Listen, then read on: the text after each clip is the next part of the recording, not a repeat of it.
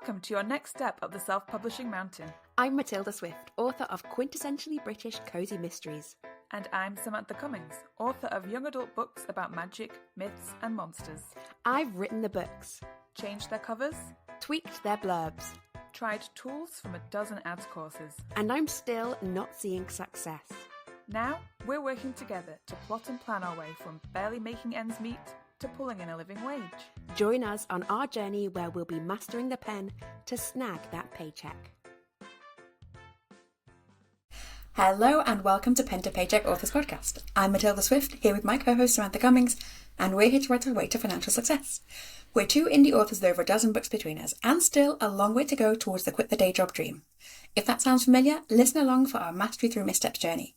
Each week we cover a topic to help along the way. This week we're talking about building community with other authors. But first, what are your wins and whinges of the week?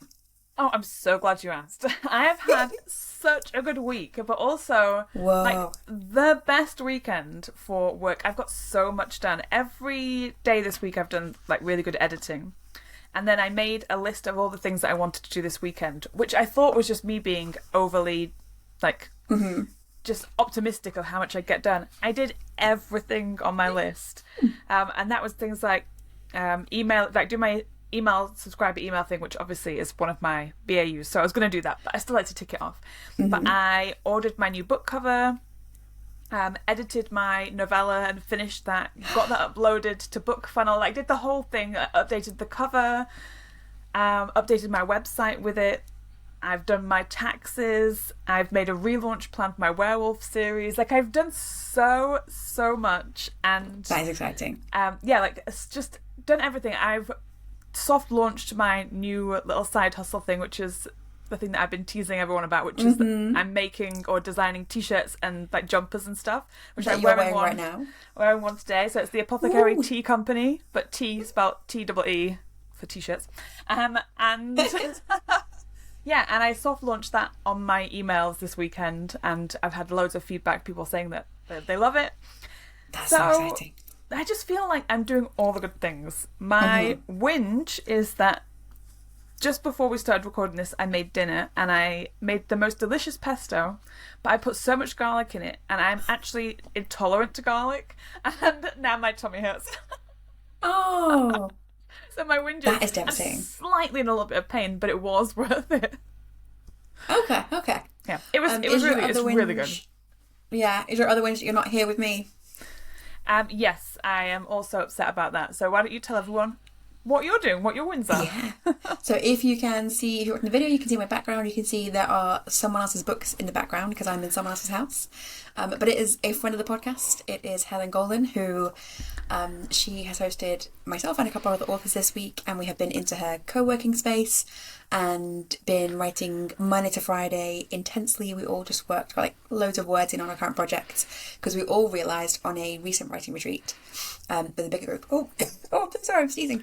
Bless you. I'm so intense the writing retreat. So we all realised, so on the writing retreat that you were on, the group of us, realised I really work well just having a 1 week solid burst of writing, much better than I work just in dribs and drabs. So we decided to host each other. So there are 4 of us here this week, and we wrote every day. In the evenings it was bliss. We've been talking about looking at each other's ad programs, watching videos about marketing, talking about that, just discussing the plans that we're doing, asking for feedback. It's been delightful. It's been a lot, right? Intense, but in a good way. I have been, this is my whinge, I've been working on my book one of my Christmas mystery series, which I had planned to have 4 books out at 60,000 words each at the end of this year. And when I started writing it, the chapters kept coming up really long, and from what I'd planned, it was then going to be much, much longer. I was like, this doesn't make any sense. Why? What's happening? Maybe I can just trim them down. It's just the first couple, and sometimes the first couple of chapters, they are long, and you end up just trimming loads. But then it just kept going on and on and on. I was like, I don't know what the situation is. So then I felt a bit unmoored. I was like, I'll go and look at other comp books. I've got on my good list of comp books that I liked from my reading in December. I went back to look at them, and they do all have really long chapters. And what's interesting was they didn't really feel it when I read it, so it wasn't a thing I'd really taken note of because they didn't they felt like longish chapters, but I think because I write my current series that's publishing at the moment, I write 1,000-word chapters. I think I'm used to things often feeling a bit longer than my chapters, and I deliberately write 1,000-word chapters to that series because they're short books and I want them to feel really pacey and want them to feel like there's a full experience even in a short book. So then the current book that I'm writing, The Christmas Mystery, all the chapters are coming up like 2,500, 3,000 words, which I would say is extremely long for a mystery. And I spent a whole day really like fiddling around with things, having a look at comps, looking at the whole book and the plans, and just coming to the conclusion that that's going to be long. So fine. So I think it's going to be, rather than 4 books at 60,000, it's going to be 3 books at 80,000, which does feel long. Yeah, it does feel long for mystery. I tend to trim when I edit, so I would like to get it down a little bit, but also the main comps, there's only a few Christmas mystery series, like dedicated ones. A couple of them are trad and they come in that length.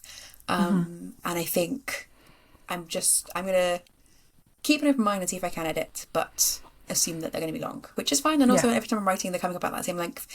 And just a lot of it is just like Christmassy description, which I'm obviously not going to cut.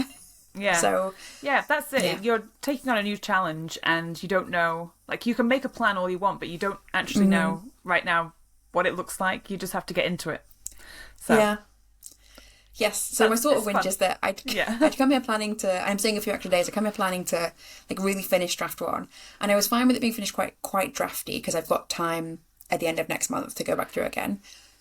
But I think it's going to be, I think I'm going to have to spend a few more days in it because I want to be further along. So I'm basically currently less than halfway through, which feels rubbish, and I'm most of the way through the retreat. And I'm at that stage where I'm having to turn my notes into words. And so basically, every time I have to write 1,000 words, I'm also deleting 500 to write 1,500 words. So it just feels like I'm doing loads of writing and the word count isn't adding, and I'm at that frustrating stage, which is fine. I'm going into details here because it's a real whinge. I really want to whinge about it. Yeah, and before we started, I did say you hardly ever have a whinge, so it's okay to whinge about figuring out a new process because it's completely new for you. So this is just you figuring it out, and it like those things always feel really uncomfortable. And I do keep really reminding myself, like, this is a book 1. Book 1 is going to be slow, and you can't compare it to, like, the book I just wrote was a book 6, and it was a novella. Like, obviously that was super speedy. That was, like, a few days and done. Yes, so I just need to, it takes long it takes. And having cut a book out of my year plan, that means, what it actually means is I've got a time block that I can use for emergencies. So should I like get ill during a writing week, I can move it to that week, which feels very luxurious and nice. Though it just means I need to extend my writing blocks to fit in these longer books. But fine, I will do it. And it's really nice and Christmassy. I'm loving it. And I'm wearing Christmas jumpers every day on the retreat. I'm taking little videos of myself while I'm wearing them, and trying to get better at social media. And just get more comfortable online. Like, I don't think the videos are necessarily going to do anything productive in terms of like immediate sales, but it feels like with increasing AI authorship, I want to really double down on being human, as Joanna Penn says. And yes, I'm making videos, and having Christmas jumpers on is a great thing to talk about because they're so beautiful. Yes, I love them. I love seeing your videos. Yeah, so that is my win, is doing that. And my other win is I'm setting up as a limited company, and I have finally set up, after many back and forths, because apparently being an author is not an easy, describable, understandable business. I have now set up my business bank accounts with a couple more like back and forth to go, but like that feels like a big win, and I'm glad it is done. And I managed to do it around also working and writing, so it feels great. I had a great week overall, but while it's just not been, it's not been like magically easy. it's been hard. Shocking. I know. Yeah. But it's fine. You're doing the work that will pay off later. Like the hard work will pay off. Yeah. Hopefully. Yeah. Fingers crossed. Right. So, do you have any more wins or whinges, or should we crack on with the episode? I mean, I feel a bit whingy about the prospect of going back to my house next week and having to look after myself. Yeah, feed myself. Just be an adult. Yeah. Yeah. It's really nice just having like someone else take care of you. Oh, 100%. Yeah. I love that. I would be looked after, like, if I could. If someone could look after me, that'd be great. Just waiting for a billionaire to fall in love with me. So our topic of the week does fit in with what you've just been talking about, because we are talking about author communities today. So what sort of communities do we mean? So I think we came up with the topic when we were kind of initially talking about retreats. But I think we talk about this a lot because I feel like for me, over the last couple of years, the biggest thing that has changed is just having more contact, like very regular, very open contact with other authors in my genre, which is not something I had really foreseen the extent of it. And I think it's not the same in all genres. Like cozy mystery, I think, is a particularly open and welcoming genre. And I have in the past week had more than one author like open up all those stats, like show me the dashboard, talk about their processes. And this wasn't like I had, you know, been setting up anything in particular. Like it was just like offhand, like, oh, let's have a good look at this, let's dive in and do this. And like people are very invested in each other's careers, and that just feels so lovely. And I genuinely couldn't do anything without it. I would be just still sort of treading water. And our mastermind group is also just like, you know, so helpful. And from day one we were like very open about our figures and just been like, I don't know what I'm doing here. And just being really open, which I think is really hard to admit to people. So yeah, I think those are sorts of ways we came into it. But I also think there's just a lot more to it that we could kind of just cover and talk about. And I think it would be useful if we can kind of pin down ways in which people can get more of that type of companionship. Is that the word I mean? Help. Yeah. I think so. I have, like, when we first started talking about this a while ago, I like a lot of the conversation that we used to have when I first started looking for community is that I couldn't find one. And I think that I could like talk about trying to start a community, because I think that's like a good thing to talk about, is if you don't have a community, you should, like, you can start one. And that is a fun thing to do, but I have found the pressure of that quite daunting. And I would say, yeah, like I think. Do you want to talk a bit about what you've done in terms of like building your own community? Yeah, so I had just reached out to people that I knew on Instagram and social media who were writing in my same genre, and asked if they wanted to join a Discord with me. And I love that so much, but people show up, and it is a good community, and people do show up. We talk about stuff, we ask questions, and it's lovely, but I feel very guilty that I'm not very active in there, because I'm not doing that much. Like, I don't know, I don't feel like I have a lot to offer right now, because I'm still in the trenches of whatever I'm doing. But it has been a really good experiment to at least try and set up a community, and people like it, and people have said that they found it really useful. And I think it's just me, like, this is just a mentality thing. But I think it's a mentality a lot of people have. Like, I definitely for absolutely ages just found it really hard to engage in communities, because so many self-publishing communities are based on knowledge sharing, and I just had no knowledge. It was like, well, I don't know what's working. Like, I also don't know how to make ads work. I also don't know whether my books are good or if these covers are right. And that, I think, really for ages made me feel stalled, and maybe just feel like I don't know how to. I was in groups, like I was in Facebook groups, and I'd met other authors, and I would socialise with other authors. Like, we went to SBS, so the SBS conference. I went there. I've been there 4 years now. This year, my 5th year. And I met people, and they all seemed really, really nice. And it was me holding myself back from engaging more with them for a long time, because I was like, it wasn't even that I felt like I needed it. I genuinely had nothing to say. And that I think getting out of that place is really important. Like, finding a way to get out of that. That has felt like the biggest thing, because I think even when you don't know, I just, like, in some ways, like, being able to talk about something, being able to engage in it, like we do, right? So this is the kind of why we want to have a mastermind partnership, is like, we both don't know, but there's only so much conversation you can have out of, like, shrug, I don't know, until if you're both at the same level and you're both willing to be really open and honest, the conversation turns into, I've tried this, I've listened to this, I've heard this, do you want to have a challenge, do this? Like, at least engagement rather than, like, the shrug. And I really feel like there are a couple of really clear turning points for me where it became better and easier to have conversation. And one of them was that a couple of creative mystery authors approached me and said, can we have a call with you and talk about how you should make your books better? I was like, yes, but also that's really scary. Though interestingly, in fact, I was talking to one of them recently, and she was saying that someone else had contacted her when she was first starting out, and she was too scared to engage with them. And she was like, I don't know what to say. Like, I've done things that have been successful, but I don't really know how I did it. I was approached by these authors who wanted to talk to me, and it felt really scary. And my instinct was like, no, right? That's not what I said. That's not why in any way rationally I knew, but like my instinct felt like a no. And the conversation was great. And it just was like one step along the way to feeling more confident talking about things. And I definitely would not have felt comfortable enough to come with questions and to dig in a bit deeper had we not been having these weekly conversations. So I would say like a huge amount of feeling comfortable talking to other authors is just practice. Yes. Because 100%. Yeah. 100%. Yeah. And it's funny because I went to one of the, like a local author that I know put on a little book fair on her driveway in the summer. And I thought, oh, I'll go. Like, we already kind of said that we should meet up and we just haven't managed to. But I thought I'll just go and see what she's up to, what she's doing, because it sounded like what she was doing was so far advanced from where I was.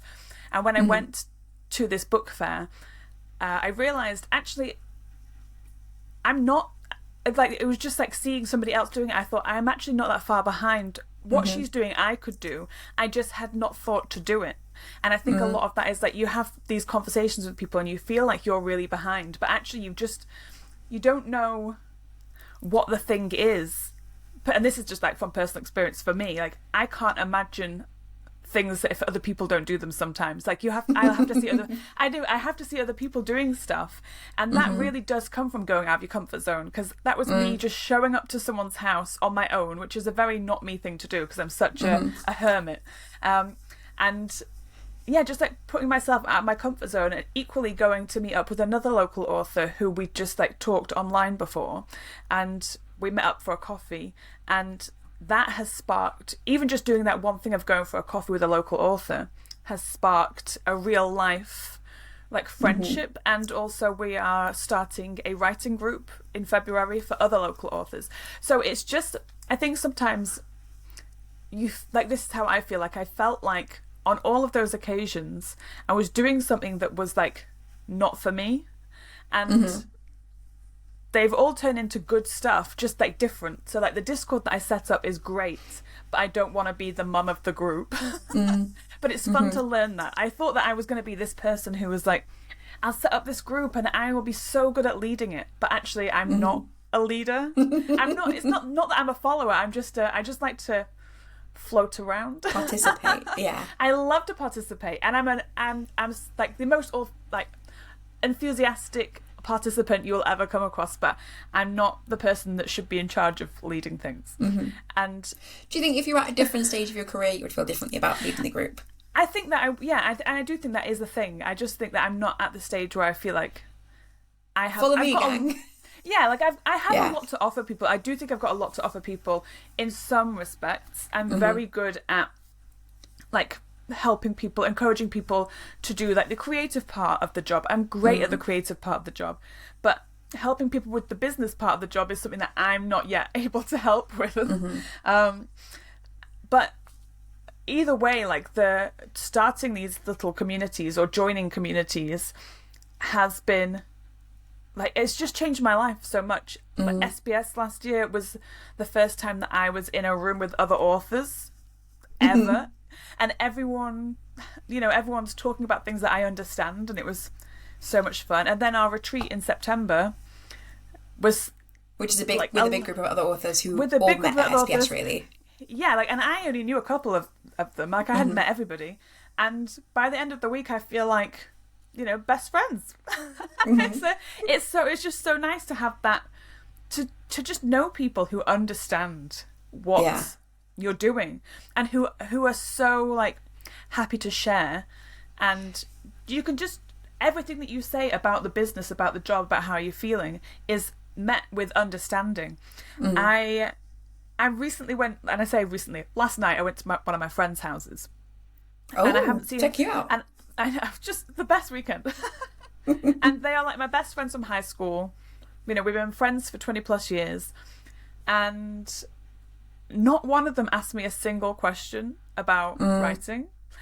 And we've talked about this before, and that's fine, because they don't understand anything about the business or anything, but it really does leave you feeling defeated a little bit when the people in your life... It's like if you had a baby and nobody asked you about it. You're like, I had a baby. Like, I give birth twice a year at least, you know. Like, I'm like, I've got a lot of people coming out of me, not just books, but characters. Yeah, like I'm birthing characters all the time.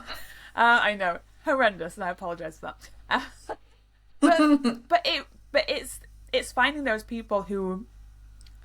It's like so cliche. It's like, oh, finding your community and the people who understand you seems so like floofy, but it's a game changer. It really is a game changer, and you do learn so much from and everyone's got something different to offer as well. Yeah, but I would say the interesting thing for me is like just meeting the people and knowing the people. It feels so essential, but it also is just step one. Like, yes. And I think a lot of people are holding themselves back from step one, being like, oh, I need to be at a higher level before I can meet people. But like, absolutely not, because you've actually got so many steps to go through before you're going to really get anything useful.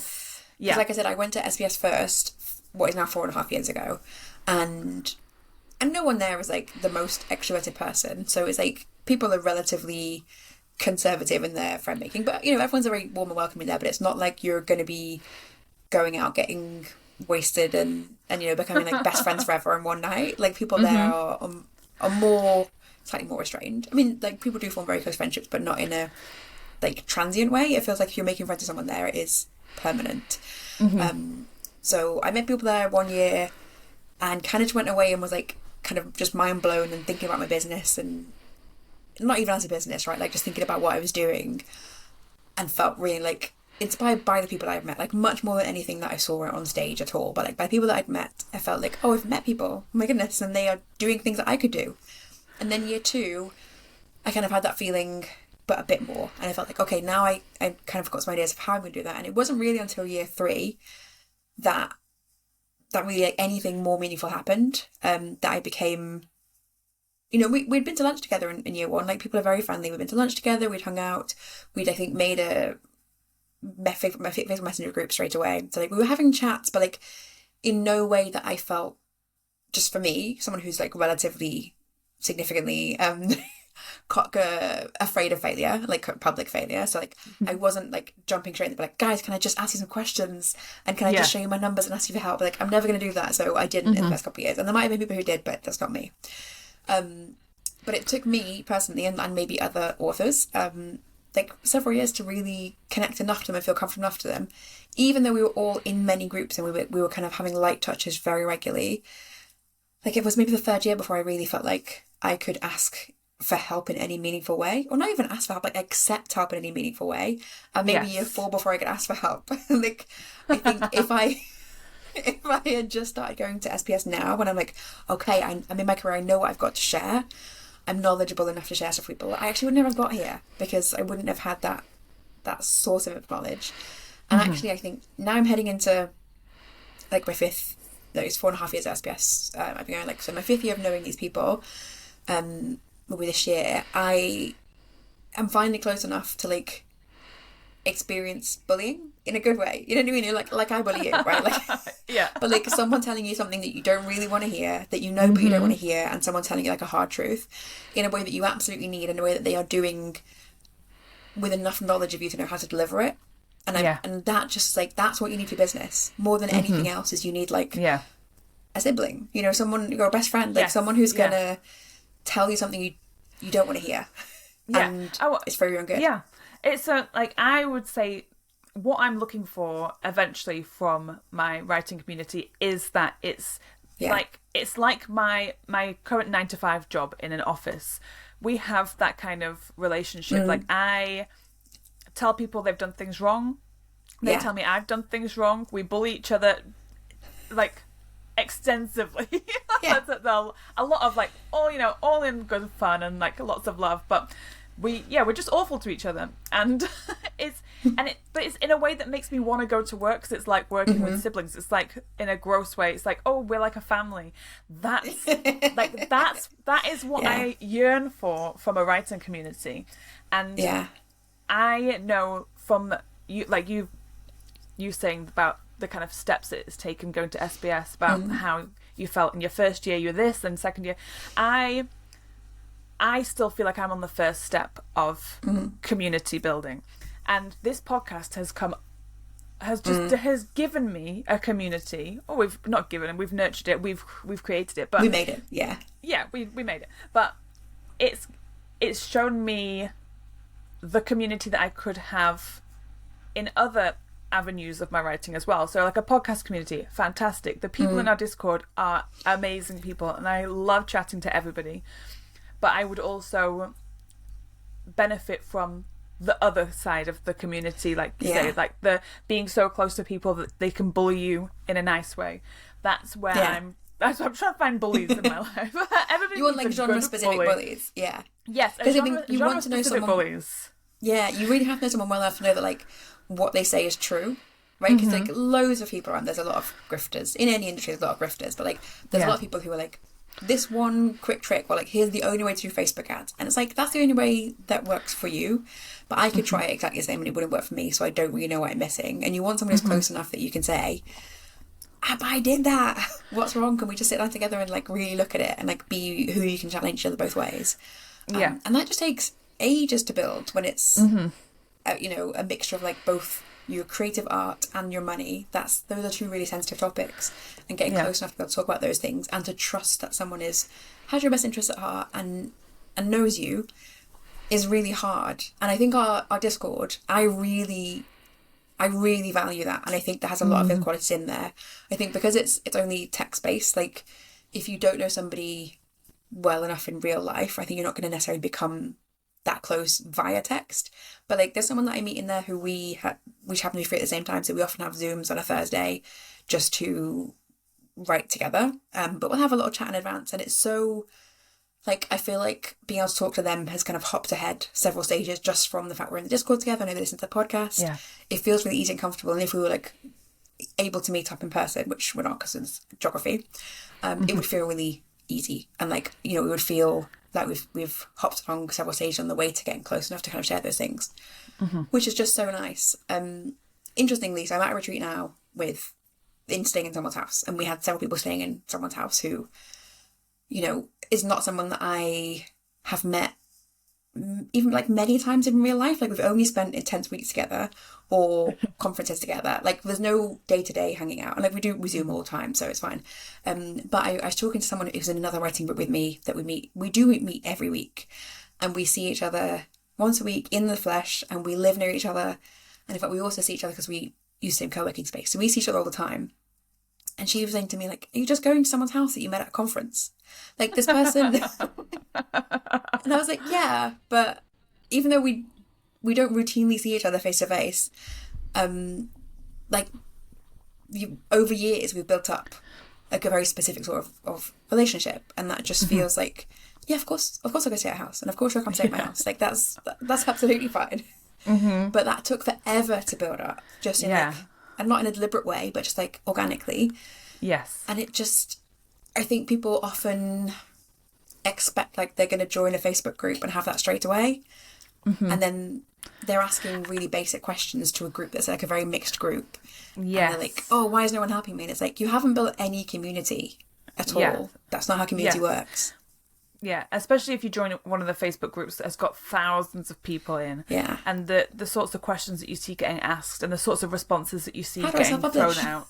Yeah, it's just not a good place to be. I joined all those groups. I joined all the groups you're supposed to join, and I did not find that I wanted to spend any time in there talking to those people. I didn't find people that I thought I could trust. I think that's the biggest thing, is that you really want to find those people that you can trust. And it does take time. Like a regular friendship, like a writing community is like a normal friendship. My dream is to basically find my friends group. Like I'm the Phoebe, and I need all of the other characters in my group I feel like that would be the dream scenario. Yeah. We all need to live in the same apartment building. I know that they didn't, but, it would be helpful. Yeah. Or, like, that's what I need, is I need a ragtag group of friends. Mm-hmm. And I think that I'm getting there. I can see the steps now. Before I went to SBS, like, before you kind of dragged me to these places. Bullied you, yeah. Yeah, like, bullied me into it. Which is like, what I need, because I have just grown up always feeling like I didn't fit into groups and stuff. And so it's interesting, it's like, before you went to SBS, like, did you feel like it was going to be a place that you didn't belong? Like, why were you not going? Yeah, I guess I just thought, not now. Like, I'm not ready yet. Yeah. And it was because one of my friends who was a formatter, and we'd like been talking about it for ages, about we should go, we're turning 40, we both wanted to go, and it was because she wanted to go that I thought, okay, like, we'd never met in real life. We talked on, like, we'd had calls, we emailed each other, we'd known each other for like 10 years online, and I was like, I kind of combined the two things. I combined like a real friendship and also a community kind of based thing. And that's kind of what pushed me over, is that I kind of made a promise to somebody else, which is generally how you get me to do anything. Is that you make me promise to do something, and I will hate the idea of it up until I do it, and then I like it. Like, I know this about myself. So yeah, if you ever need me to do anything, just make me promise that I'm going to do it, and then I can't. Like, we'll just do it anyway. But that was such a big step for me. And even though I didn't find my group there, I was looking for young adult authors, fantasy authors, and they were just hiding. They were all like wearing some sort of invisibility cloak, just keeping out of my... They were obviously testing. But maybe they're also all thinking, oh, not yet, I won't go yet, I'll go when I'm ready, I'll go when I know other authors to go with. Yeah. Like, I'm a big, like, I always go places on my own. I don't have any compunction about it. So I went in the first year on my own, and I didn't care. And I definitely feel like going before you feel you're ready is huge. Like, that is what you need to be doing. Because if you go and you feel like you're ready, it's too late. Yes. Like, you're going to struggle to meet people and know them long enough to have them come in at the right time when you're ready to take advantage of that. Yeah. Not in a mercenary way, but, like, yeah, go as soon as you can. I would say, like, I think there are people who are going to SBS now who are going before they've published a book. And for me, I think that would feel... I don't know, like, I wouldn't have enough kind of grounding to know what I was listening to, but I can see why you would. I can see why you would go before you publish a book. Yes, I think so, because I think all of the kind of talks and presentations that are given are kind of... There's a lot of stuff that is geared towards the encouragement of doing the thing, rather than... Like, there's obviously a lot of stuff about, if you're already doing the thing, here's how you get better, but there is a lot of stuff about just encouraging people to get going and to... this is how Amazon works, and this is like how you can reach people on social media. Like, that, it's all beneficial even if you've not started. I wouldn't have done that, but then also like, I wouldn't know anything, so like, I wouldn't have done but I anything. think a load of writers are like that, right? A lot of writers are just like, stay in your room and write. Everyone feels like what they're doing isn't good enough to talk about. And I say everyone. There was few people who do it and they are like confident from day one. Fantastic, love that for you. Everybody else listening. Yeah. If you're unsure if you should be in a room and you don't know if, like, you're ready, if you're even asking yourself that question, like, you want to go but you don't know if you're ready, that means that you are ready to go. If you want to go, you're ready to go. It's when you think, it's if you're not interested. If you think, like, I'm not interested in what they're saying right now, it's because it's... I think you might just be telling yourself that. Yeah. Potentially, yeah. But like, you're trying to shield yourself from, like, oh, it's not for me, I'm not going there, that's not right. I think if you're saying that, like, make sure you find a thing you think is for you. There can't be nothing out there for you, because otherwise... Yes, there's definitely something out there. Yeah. Yeah, and I would say, so obviously we're talking a lot about conferences, because that is just, we are both in the UK, we're both lucky enough to live within, like, a couple of hours of London, and so we can go to SBS. And I think SBS this year it's getting more and more expensive, and that's sort of due to the changes they're making in it, and it's still reasonable as a cost. For me, I think it doesn't feel like it's expensive what it is. But I can definitely understand how you could think that's an enormous expense, right? And it is if you are just starting, you think, like, I don't really know what I'm getting out of it. So there are other conferences that are cheaper. So I'm going to both Ireland and Seville this year. both much cheaper, but obviously you have to get to Ireland and to Seville and have accommodation. It's not really more expensive than going to London. No, it's not. It's ridiculous. Yeah. I mean, I definitely would have been put off going to London had I had to pay for accommodation. Like, I always stay with friends because it's just insanely expensive, and I begrudge giving money to Londoners. So I love seeing my friends, so I should add that in. I do love seeing my friends, but I feel like I wouldn't impose them necessarily in the same way if London weren't so expensive. But yes, so we have to talk about conferences just because we happen to live near enough one. It's an affordable price for us, and it also ticks all the boxes. But I would say, if there isn't a conference near you, which absolutely there might not be, or the cost is prohibitive, there are other options. So, for example, one of the other things I mentioned earlier, there are kind of two things that I felt like really pushed me out of my comfort zone and being able to talk to other authors.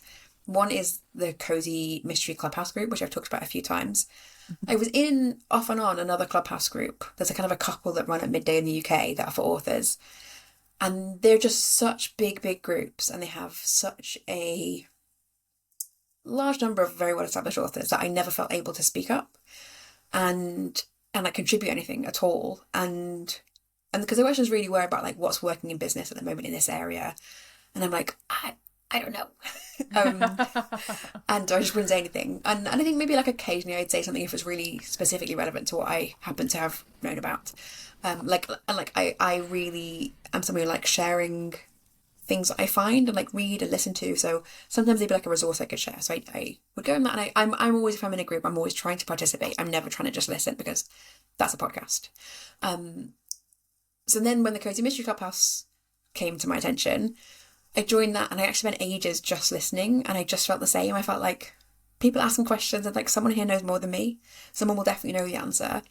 And I really pushed myself, like with a deliberate decision to ask questions, even though I thought the questions might be stupid, and that's an uncomfortable place for me.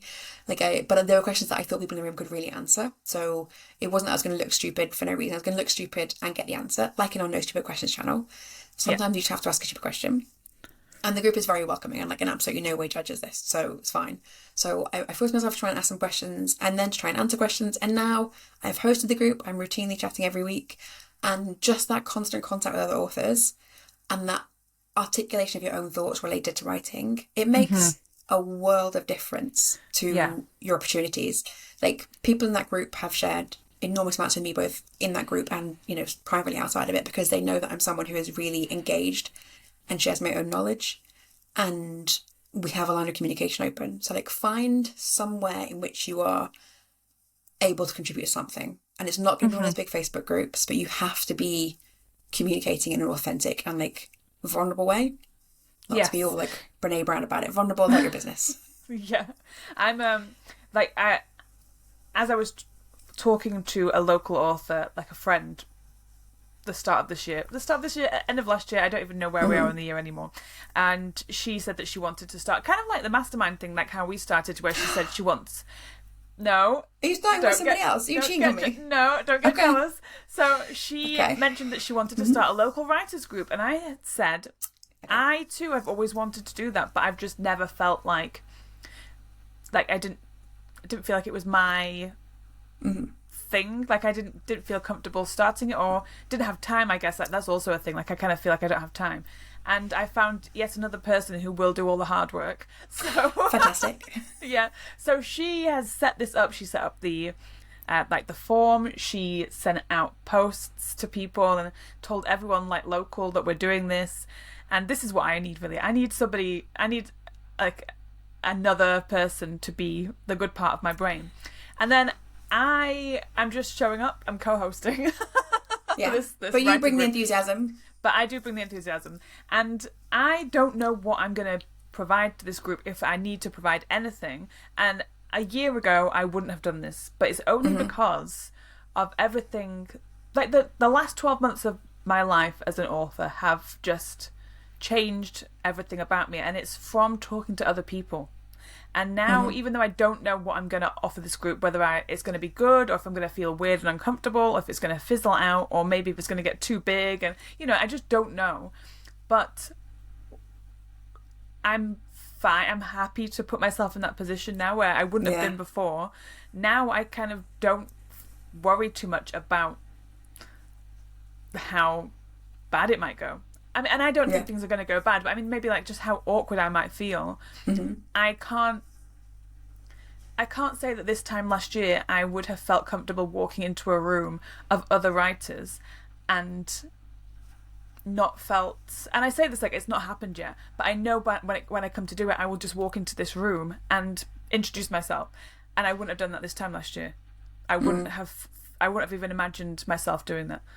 And it really is just a culmination of all the stuff of just throwing yourself in to everything that comes your way that you have the opportunity to get involved in. Yeah, and you do never know what's going to come out. Like this mastermind came out of a critique group, essentially. Yes. Like we wouldn't have, I think, been close enough to just suggest doing this had we not already had, like, you know, it was maybe only a dozen at most, half a dozen maybe, sessions of a critique group. But just doing that and, like, again, sort of making yourself vulnerable to someone enough that they can see, are you a person I can trust with vulnerability? Are you a person I can trust with my business details? Yeah, doing that goes somewhere, and it doesn't really matter that we're not in the same genre. It doesn't matter that we're not writing the same things at all. No. It's more important that we have that connection, and that we can, like, cheer each other on. Like, I send you so many, you know, Canva graphics and like tiny updates of my writing. Don't make them like you don't appreciate them. You love them. I love it. Yeah, I love it all. I love everything that you send me. Like, I think that our relationship and our back and forth, like sharing stuff with each other and like the bullying of each other is that's the thing. That was the catalyst to change everything. Yeah, I would feel really sad if I didn't have someone to be like sending very regular writing messages to, because I think I've got a lot of friends who are in different capacities writing people and are in different capacities friends, but I don't have anyone else that I have like a very regular, like, I could just WhatsApp you anything, you know, just like here's the title I'm thinking of, instant feedback. Yes.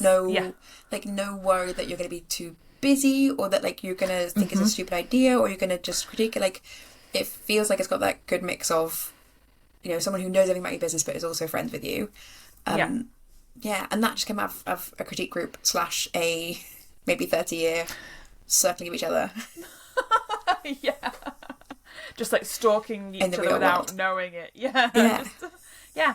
I know. It's it really has been the best thing, and I think that together we make a good whole person, which is what I'm always looking for in life, is somebody else to make you my whole. brain. Yeah. Like to finish my sentences because I've forgotten what I was going to say.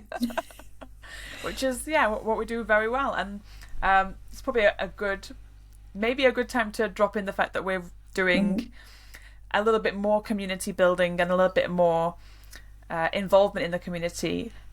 In February, we are hosting an online writing retreat for our Discord group, and I'm really looking forward to that. I'm really looking forward to like actually talking to people from the Discord group and making it more of a deeper connection just from this podcast. I think I'm just very excited. Yeah, and I think like we talked the whole episode, like it's not that we are going in with the goal of trying to become writer friends with everyone, and we're not going in with the goal of like, here's how to build a community. We are all talking about things that will increase our connection with each other, our vulnerability with each other, and that will kind of help us grow together in a way that then people might take that relationship outside of the group and they might become closer, or they might just then in future be able to ask more of a personal question of somebody. So we're doing a writing retreat. It is 4 days in February. You have to be in the Discord to get the invite link. So the Discord is absolutely free. You can join and never communicate if you don't want to, but I absolutely would suggest you do because it's fun and I post a lot of great memes in there. But yeah, so just join the Discord. The link is in the show notes in order to be able to be part of the Discord and then be able to get the invite to the retreat. And it's just a test retreat this time, so we're going to keep it really small and keep it a small group that can be really open and honest with each other. And there are 4 different days. We're doing money, business, creativity and mindset as different days. So you can just join one of those days.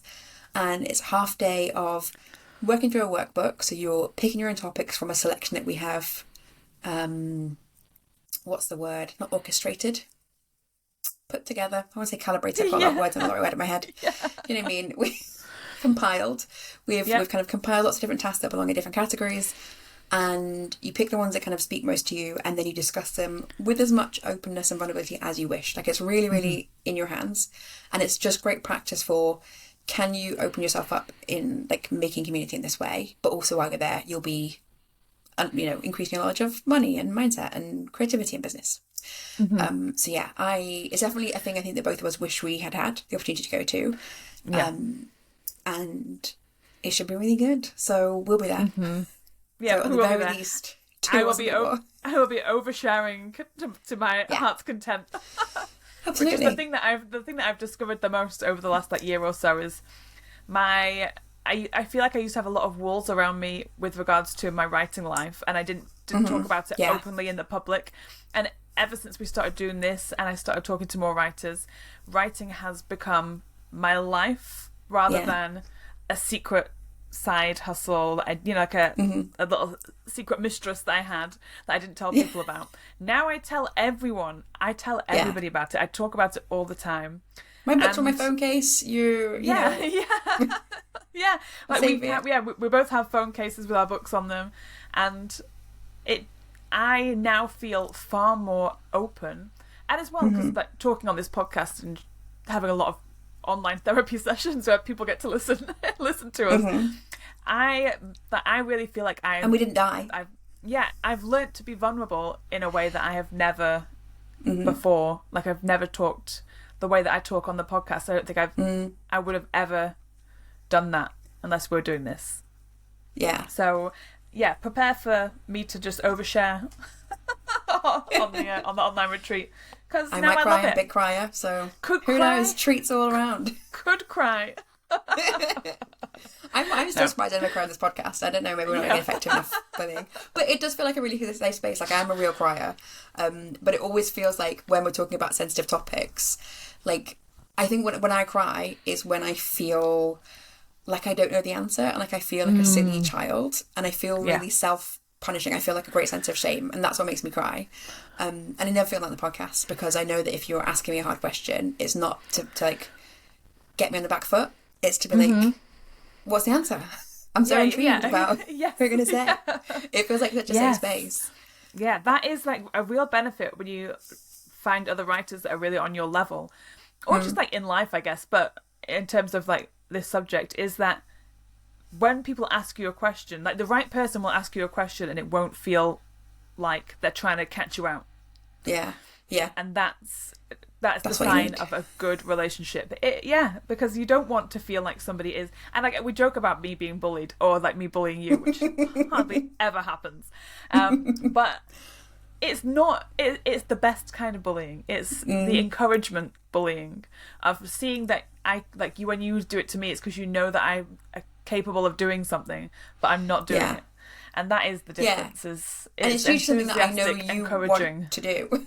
Yeah, I know you want yourself to do. Yes, yeah. So yeah, everybody who wants to be bullied by us, come along. Come along. Yes, I was going to say the dates are, so it's the 19th or 22nd is the retreat, but you can just pick any one of those days. You can book days individually. We chose this date. We had two options. One was post-Western New Year and one was post-Lunar New Year. People chose my favourite, which is post-Lunar New Year, because I think this is the real New Year. Like, the first of January is just like, have a try. See how the year's looking for you. And then it's like, and now let's really get started. So post-Lunar New Year, I will be fresh from Burr Island, which is where Agatha Christie used to holiday. And it's 1920s themed. You get driven out into the sea in a tractor to go to this little island. So I will be there with a cigarette holder and a cocktail dress. Okay. Fully 1920s. Yes, I will be an elevated person full of, ancient wisdom of Agatha Christie. And I'll be there sharing my genius. Our hilarious geniuses. Yes. Live. Yeah, oh my goodness. I haven't really People thought think we about don't script this. People might think we script this like genius podcast. Yeah, this podcast is 100% live. We don't plan what we're gonna say. We don't even make bullet. I know, don't like a think lot of about people on our podcast, a lot of people will make bullet points about what they want to talk about. We don't. No. Everything that we comes want out to be unfiltered. Yeah, just whatever comes out of our mouths. Which is why a lot of the stuff that I say is pure nonsense. Just filler. Just filler, baby. Yeah, but I think that is beneficial. Like, I think it is honest, and often I think we have conversations that are an epiphany because we've gone somewhere that we weren't expecting. So prepare for your epiphanies. I'll be wearing my epiphany necklace at the retreat. Yes. I had an epiphany this week, and it felt so good about my plot, and I was like, I felt like such a genius. I was wearing my epiphany necklace. So yes, as we mentioned before, you have to join the Discord. Link is in the show notes. If you ever can't join the Discord for some reason, like, just message us. We're on Instagram. It's probably the easiest place to message us, or Facebook, but Instagram is most commonly monitored. Message on there if you have any trouble, but otherwise just click the link, join the Discord, tell us a bit about yourself, or don't, stay secretive and just wait until we drop the link to the information. The form is coming out on the 1st of Feb, it should be, or on the date. That is when access opens to the groups, to the days. So I'm already excited. I'm so excited, and I know I'll be there.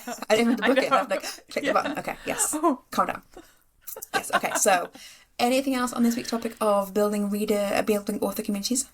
Nope. I think I've said all I need to say. They are fantastic, and everyone should find them immediately. Yeah. Excellent. Okay. Next week we are discussing a related topic. We're building communities of readers. Have you got any initial thoughts on that? It's something that obviously everybody wants, and it's always. I mean, I would say I don't, because I don't like chit chat. Yeah. Okay. Yeah. But you do want to have super fans. Like you want to have people who look forward to your books, and I think that's the thing. Really, is I'm looking forward to talking about different ways to try and cultivate those sorts of people. I've been thinking about it a lot recently, and I don't have the answers right now, but I'm going to be doing some thinking this week about what I want to do for the rest of the year to do this. So, yeah, that's what I'm going to be bringing to the table. How about you? Okay. I am really thinking about it a lot at the moment. Like, you know, I said I'm making these videos to try and share my process. That feels like such a good step in the right direction. And just, I want to expand from that. And what I really want to do is find things that feel as easy as that. Like, when we first started the podcast, like, I would constantly say, like, now I'm going to start social media, and I never did. And I hated every second of it. And now I, with ease, post on social media 3 times a day. And one of those is a video of me talking about what I've done that day, writing-wise. And that's just ludicrous to, like, past me would not believe that. And I want to find more things that feel, and I only post things that feel easy. Nothing at all feels difficult. It never feels like a creative drain. It never, and part of it is a creative drain, right? It's unacknowledged because I don't have a day job anymore and I have that space. But it doesn't feel like that. And I want to find more things that don't feel like a drain. And I do hate chit chat. So everything that's in the author community feels like it's going to be chit chat. And I have to find a way to get over that hump, over that, like, block that I have. I've had a couple of conversations with authors about it recently. I've got another one booked in just before we record the podcast, and I know a lot of people are thinking about it. So I'm hoping that we have kind of initial conversation on the podcast, like get some thoughts out there, and then the Discord is full of other hilarious geniuses who will give us more ideas as well. Yes. And I'm looking forward to it. So I think it'll be a good chat because it's a topic I don't really feel confident and comfortable with, which means it's a good topic. Agreed. Yeah, that is always a good sign of a good episode coming up. Yeah. Because we have no clue. No clue, and we feel very uncomfortable. Yep. Gonna be great. Okay, so that is next week. This week, as we said, join the Discord. If you mentioned that, we've got a Discord, guys. The link is in the show notes. The notes with the show. Click the link, join the Discord. It's free. And it's fun. So yes, during that, whether you want to come to the retreat or not, the retreat is a digital only retreat. It will take place in Discord, so you really have to be in the Discord. Can't stress this enough. Discord is fun, and it's not just for young people, guys. We're in it, and we're old, so get in Discord. And yes, we will share more info about the retreat soon, and we will see you next week. Goodbye. Goodbye. You've been listening to Pen to Paycheck Authors. Stay tuned for our next episode. And don't forget to subscribe to learn how to write your way to financial success.